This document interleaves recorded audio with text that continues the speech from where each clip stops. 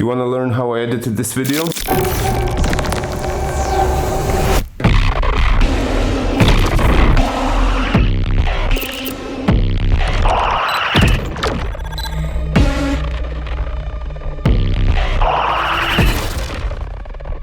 So in this video, I'll be showing you all the process, how I edited this video, and I'll be explaining every single effect from A to Z, and we'll show you the timeline, we'll show you the apps that are used, the effects that were used, and how I came up with some of the solutions that I came with. What's happening, people? Welcome back to the Elvis Creative channel. Thank you for being here. In the last video, I showed you how we filmed this reel, and I showed you all the BTS, I explained the shots and everything that's related with filming part. And I told you in that video that the next video is going to be the actual tutorial, well, not a tutorial, but a breakdown of an editing process and of my editing timeline. So that's what we're doing here today. Let's not waste any more time. Let's get into it. Everything was edited with the Adobe Premiere, After Effects, and with some help from Topaz AI. So let's get right into it. As I just told you, I used 3 apps to come up with this edit. I used Premiere Pro, where I built my whole timeline. I used After Effects for some speed ramps and some blurry shots and some cutouts. And then I used Topaz AI to extremely slow down some of the videos. So I'll show you all 3 apps, the way I use them. I'll explain everything in them, and yeah, let's get cracking. So let's start with the Topaz AI. So we moved this out of the way because this is the least important app, but also very important effect that we got from it. So yeah, I'll just show you one of the clips out of quite a few that I slowed down. But I just want to quickly explain you the process and what I did here. So I filmed the whole video on 100 frames per second, which meant that it was already pretty slow, but it wasn't the slow motion that I was needing. So I had to slow it down even more. So what I did, when I went to Adobe Premiere, I cut out the exact amount of clip that I'm going to be using and slowing down. I slowed it down to the maximum amount. So it was 18% from 100 FPS all the way to 24 FPS. I exported it, and then I went to the Topaz, and this is, you can see the video of the pigeons just flying up when my guy Mr. Uche or Mr. Sucre is standing up. And this is the actual moment I wanted to use. So there is not much in here, just basically a little bit of movement of him and a lot of pigeon movement. So what I did, no presets, nothing, very simple. On the right side, as you can see, there is a frame interpretation. The frame rate is 23,976, original frame rate of the exported video. And then the slow motion, I just chose 10x slow motion. Literally, that's all I did. I didn't move any other settings. I just pressed export and I exported the video. That's how I got my slow motions in place. Also, what do you think about this new look of me just standing and a little bit of a different background? I mean, the same background, a little bit different lighting. What do you guys think? Is this something we should go for in the future or what? Because I'm just testing, I'm just fucking around basically. So yeah, let's get back to the Premiere. That's how I got my slow motion. So every slow motion clip was done in this way. Now, at the start, this whole video, it needed to have a strong beginning. The glitchiest, the most epic, the most complicated, the most, I don't know, the most fucked up, because we don't have attention span in 2026. So I had to go with something nice. And in the previous video, I would really recommend you to watch the BTS first, then come back to this video.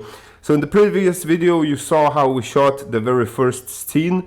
So it was my guy, Mr. Sucre. Well, he's now called Mr. Uche, so I'll call him Uche now.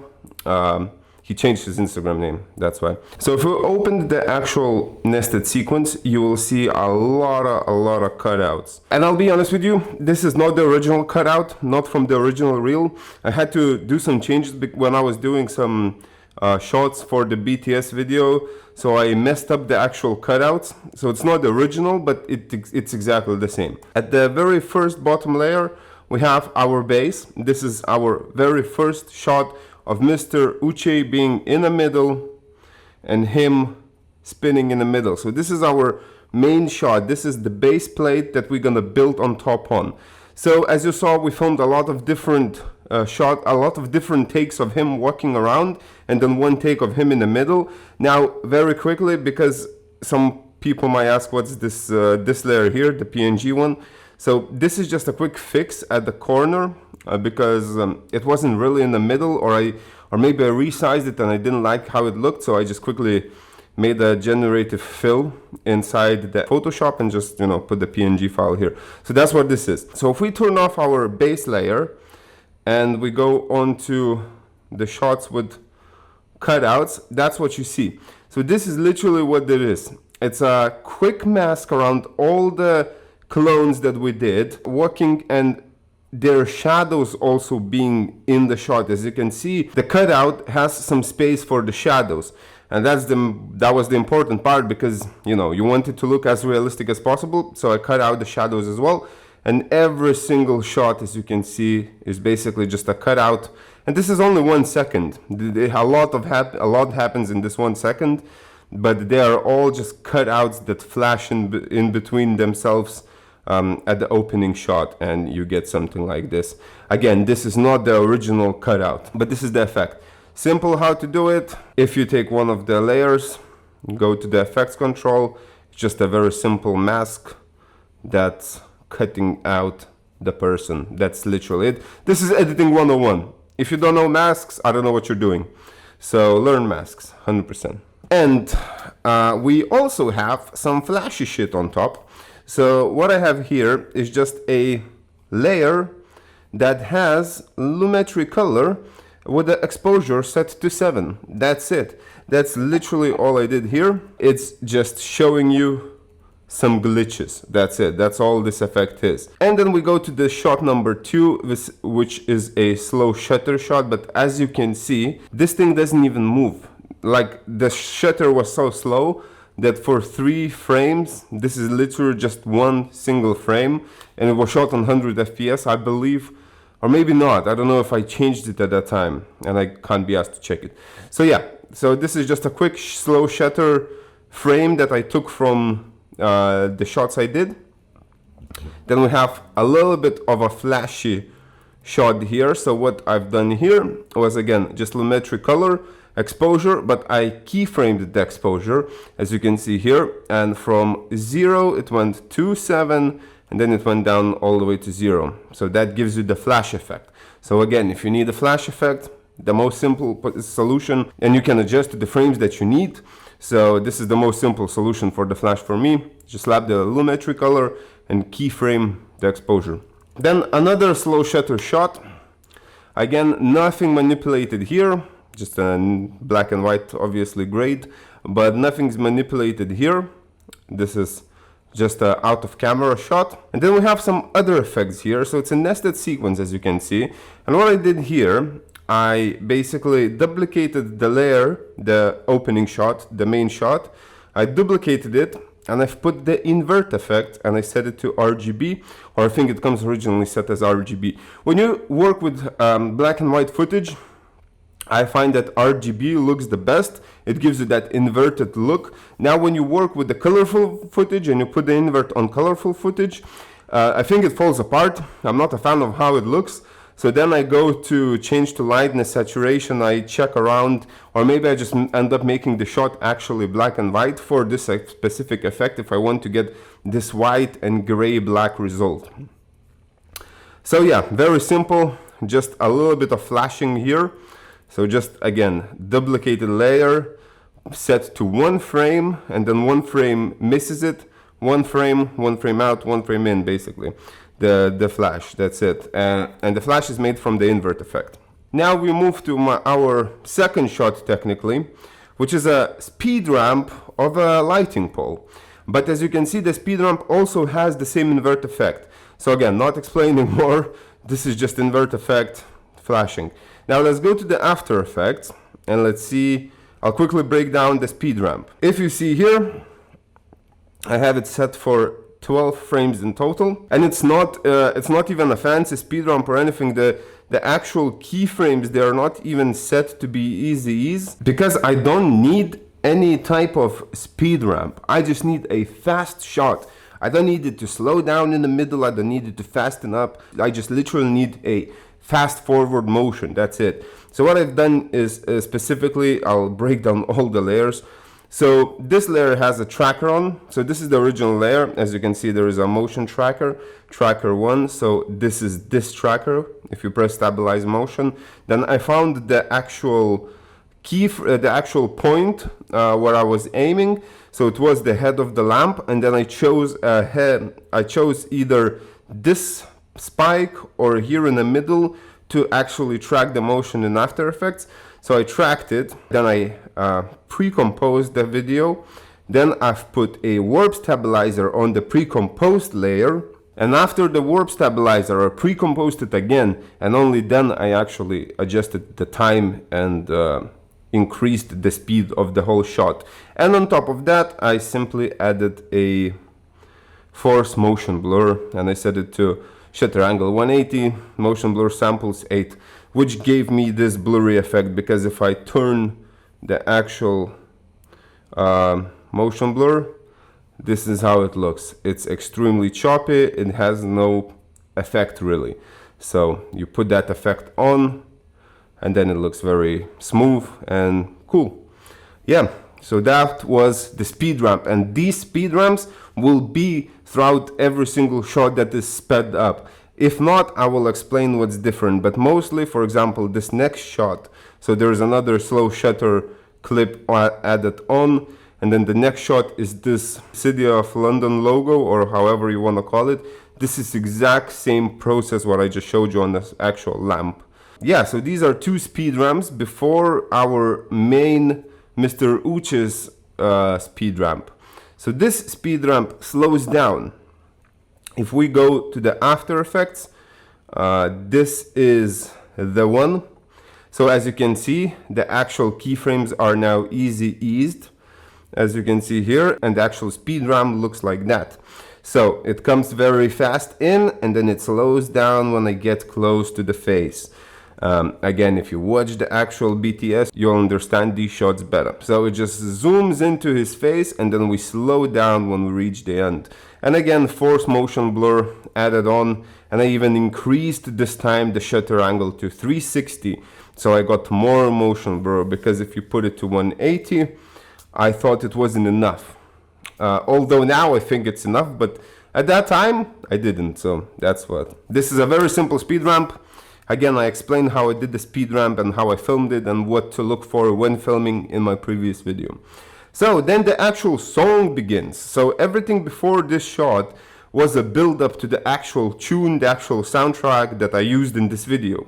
So the whole beginning is built from sound effects, and there's plenty of different sound effects. I don't even want to go through them all, but main sound effects that were used was impacts.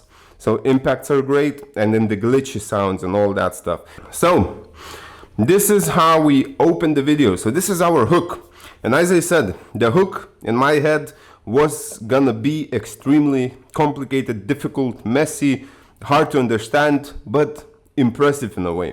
So this is 2 seconds, well, 3 seconds to be honest, of pure hook. And now our very first slowed down shot of Uche gapping the gap. And yeah, as I mentioned, it's a topaz 10 times slow motion, and I also have a motion in the shot, so I'm scaling in.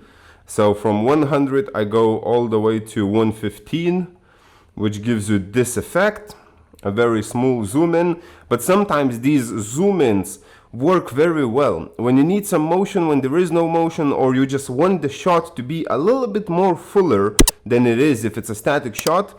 This is great, even if it's not static, to be honest. If you're moving out, if you're moving back and then you adding on the zoom in, then you get the vertigo effect. It's pretty cool. I use it a lot to make my shots to look a little bit more alive, basically.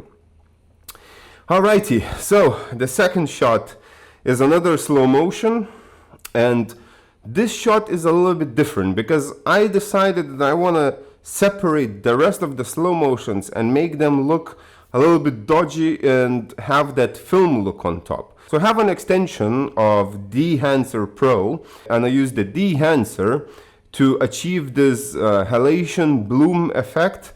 and all those film grains on top and film damages. So this is literally just a Dehancer Pro in effect controls. As you can see, it has film grain, it has profile, super 8mm film, then it has the bloom, it has film damage, it has the actual film breathing. When, you know, when the pictures are changing, sometimes you can, in the very old movies or videos, you can see them breathing as if they are coming closer and further. So that's what this emulates. Then we have gate weave, which I don't even remember what that is. I think it's a little bit of a shakiness or something, but I used it, so don't question me. I used it and that's it. So yeah, so this slow motion is made, and also the slow motion, as I can see now, it's zooming out. So yes, I keyframed it from 115 scale all the way to 100. I felt this was needed for the shot again. So as you can see, the actual model Uche, he's almost not moving.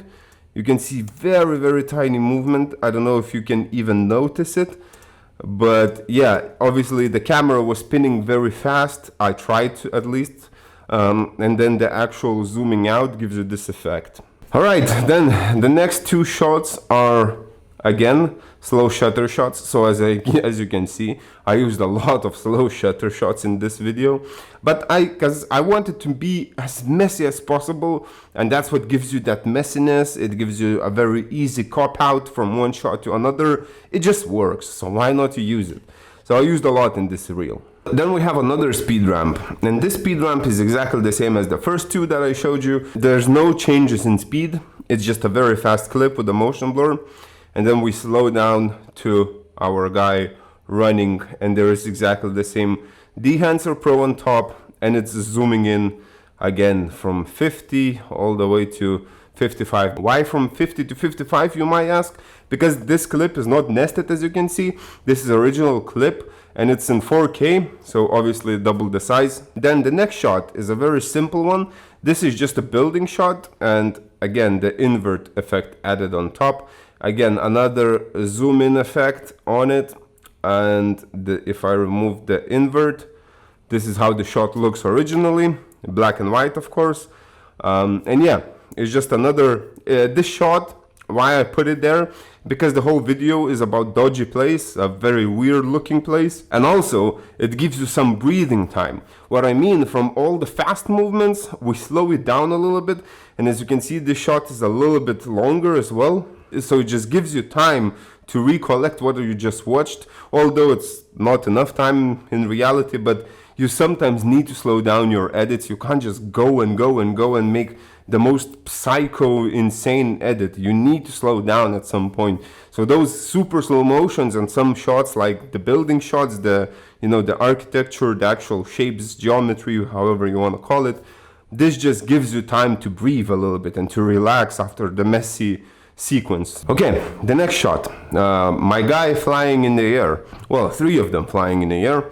And how I got this shot, let's open our nested sequence. Let's start from the very first layer, and we'll go and turn on all the other layers. So the base layer is just a shot of the sky. I knew before shooting that I want to achieve this effect.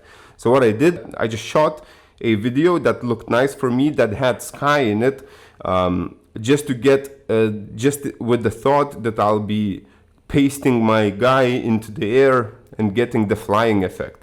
So yeah, so this is our base shot. This is the shot of just, this shot doesn't move at all. As you can see, a little bit trees are moving, but other than that, it's just a static shot. Now, if we open the second layer, this is a nested sequence of 3 cutouts. These cutouts were done in After Effects, as you can see, that's why they're red. So there's not much to show you in the actual After Effects. As you can see, this is just a roto brush, and I froze the frame, and After Effects did the rest. It's not a perfect cutout in any way, but I knew that my guy is gonna be far away in the sky, so it doesn't have to be perfect because you simply cannot see the imperfections on the final shot. Back to Premiere Pro, I tripled it. I did 3 layers of it. Now, you see the third layer is a little bit weird. So what the third layer does, it basically inverts the person only, so only Uche gets inverted, and it creates this glitchy effect. And then at the very end, I just let it be, so it keeps going, being inverted, and yeah, that's how you get this effect. Now, if you put the third layer, a fourth layer on, this is a directional blur. So this is the duplicate of the second layer, which has 3 Uches in the sky duplicated. So I duplicated the layer and I've put directional blur. And as you can see, I keyframed the direction of the blur. So if you keep going through it, as you can see, the black lines, they're changing the direction. They're spinning a little bit. So that's what this does. So it's literally just directional blur. Blur length is 155, so it's pretty massive. As you can see, if I put it down, it just basically becomes the normal layer. So yeah, I just increased it to 155. And I keyframed the direction. So from 74 degrees, it went all the way to 96 degrees, giving you this weird look, but I felt that this was a very good add-on to the whole video. Now, the layer after that, the fifth layer, I believe, yes, the fifth layer, is some clouds, as you can see. So I wanted to blend in the actual cutout a little bit better into the shot. And how do you do it? I thought about it, and the easiest way to do it was just to get some green screen clouds. That's all there is. I just took the clouds from some kind of a green screen. It's screen recording, it says, so I just screen recorded on my iPhone the green screen of some kind of a video and added in.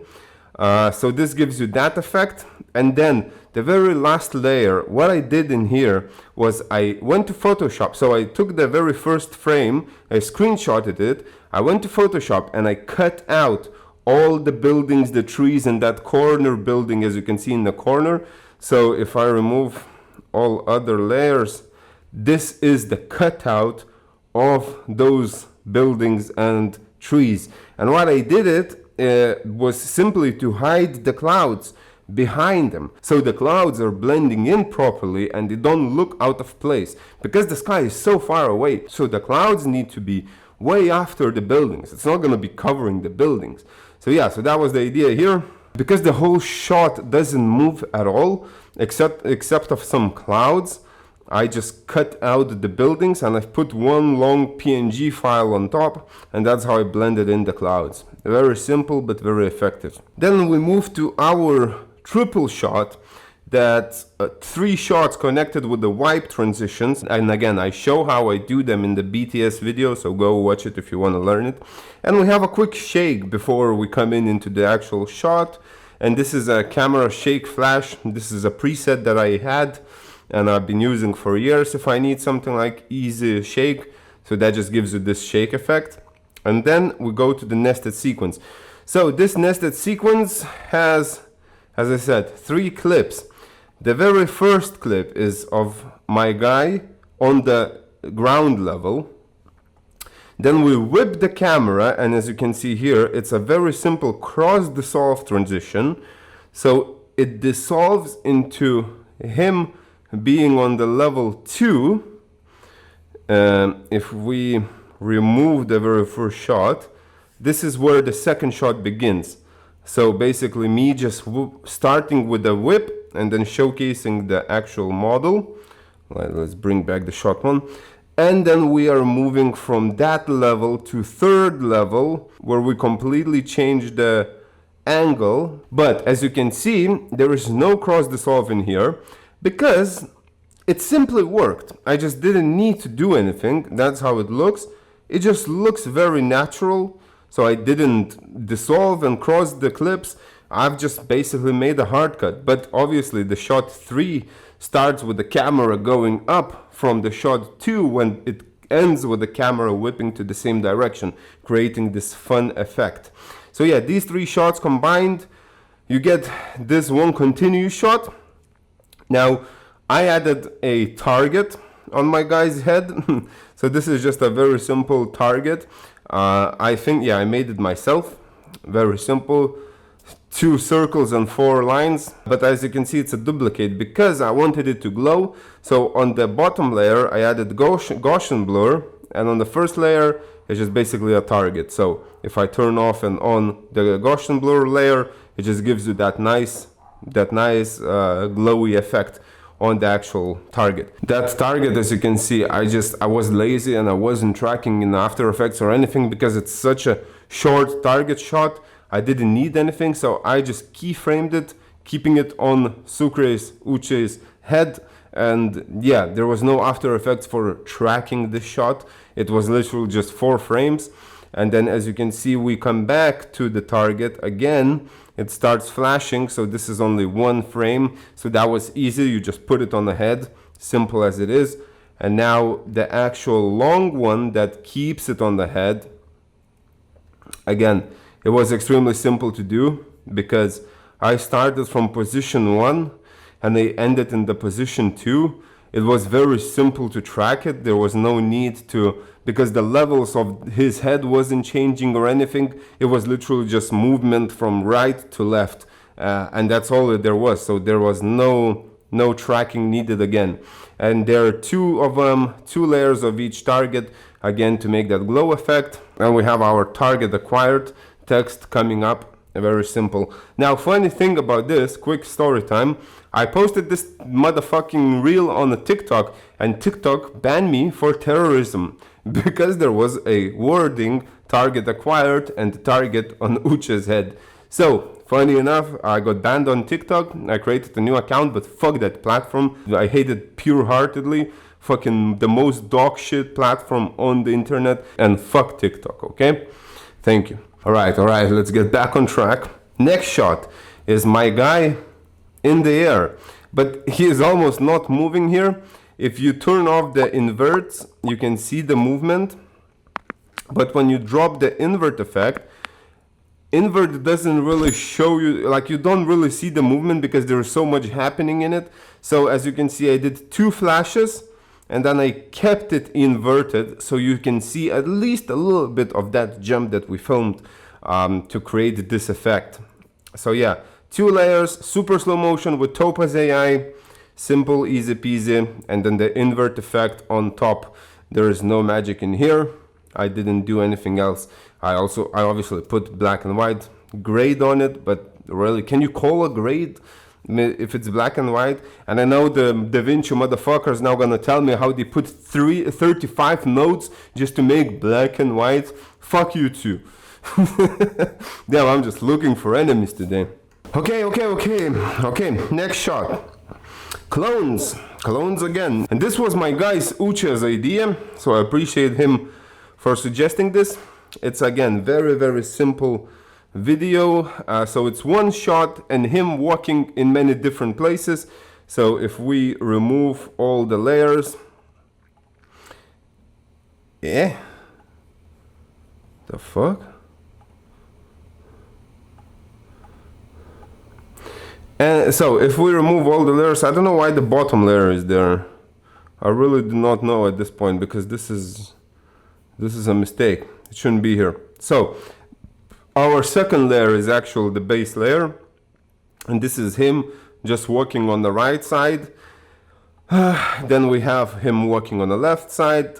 Quick showcase how we done it. Again, just another mask, as you can see. This time, because there was no really shadow falling, because as you can see, there's no sunlight coming through that well, so to create a shadow. So it's a very feathered mask. And yeah, this is just a mask on him walking. Again, this is only 1 second, so it's a very easy mask. Then if we add another one, we have another copy there, another one, and another one. That's whole shot. So again, I show you how I filmed it. Just look it there, but basically a very short summary is you put the camera, you don't move it, and you tell your model to walk 5 times. You cut everything out and put it in one. Simple. So yeah, this is the shot of Mr. Uche walking, and again, the Dehancer Pro, the old film effect on top of the video. And then we have this weird shot. So this is a unique weird shot. I don't know how you want to call it. It's glitching, again, invert effect. I explained it many times in this video. I'm not going to explain again. It's just basically flashing duplicates. Now the first shot, the original shot, that's how it looks.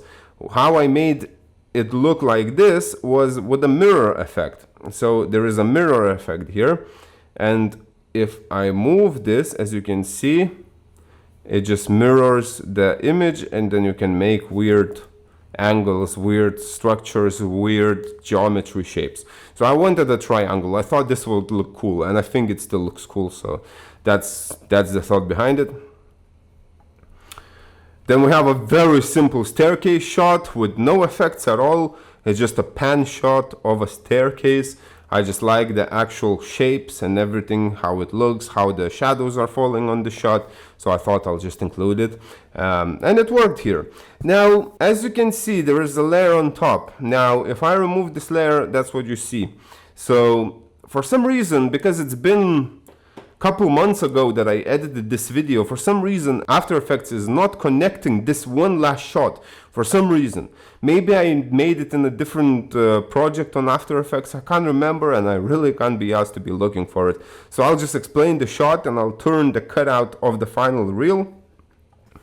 So as you can see, 2 layers again. And this is a shot that was in the beginning, the speed ramp shot. However, I'm only using the very end bit.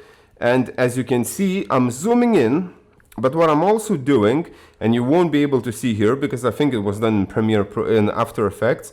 So when I'm zooming, I have a vertigo effect, or how you call this. So when you film the video with the camera panning into the subject, and then you have the actual video in post-production zoomed in a little bit, and while it's panning, you're zooming out in post-production. So let's say from 110% all the way to 100, that 10% creates this background effect. As you can see, the background is moving, but the model is staying in the same position. How I've done it for it to be very precise, because it's very close to the edge, as you can see his head is very close to the edge, I've just literally put a marker.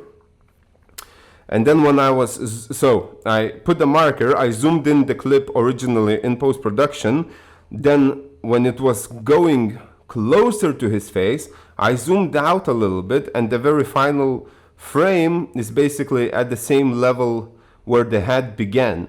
So that creates the effect that the model is almost not moving at all, but his background is changing. It's climbing, or it's either increasing or decreasing. So this is the vertigo effect. And then there is a invert flash, but as you can see, this flash is a little bit different because it goes from 10%, I believe. Yeah, so this is opacity 10%. Then the next shot is opacity 20, 40, sorry, not the shot, the frame, the next frame, 60, 80, and then 2 100s. And that creates this kind of growing invert effect, if that makes sense. So it comes from very low, like very low grayish nonsense, but it builds up to a very white invert. So this is the magic behind this shot. And we're almost at the end. Thank you for sticking by. By the way, don't forget to subscribe, follow, like, comment, all the good stuff. Help my channel grow. The more I grow, the more I upload, because the less of the real job I have to do. And I can just film with my friends and, you know, get paid to do it. I'm not gonna fuck around. That's the whole idea of the YouTube.